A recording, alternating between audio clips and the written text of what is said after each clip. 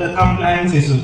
So there are different use cases in all organizations. Suppose you are working for a government agency and you are training the system for the government agency, then there is some different compliances. And suppose you are working for a corporate, then there is some different scenario. So the main part is, went through the compliances locally, depending upon that country as well as the internationally. During the whole policy formation in G20, we took 6 to 8 months this year.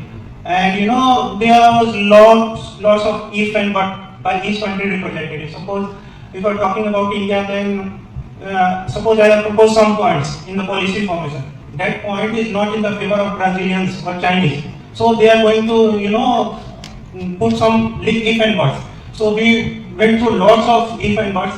After all, we finalized all the policies, and the policy is going to be released in November, in the last week of the November, where G20 final is going to be happen. And the main part what we face, the training part, because we have a cyber security solution, the face detection solution, and there are lots of competitors in the market. And the main problem, talking about some European company, and their client is only in Europe, and they are working good with the white faces. I am not biasing it, but they are working good with white faces. But they are giving 10 to 15% here with black faces and brown faces. So the training part is important. It takes 10 years to train our system, and our system is working fine on each faces.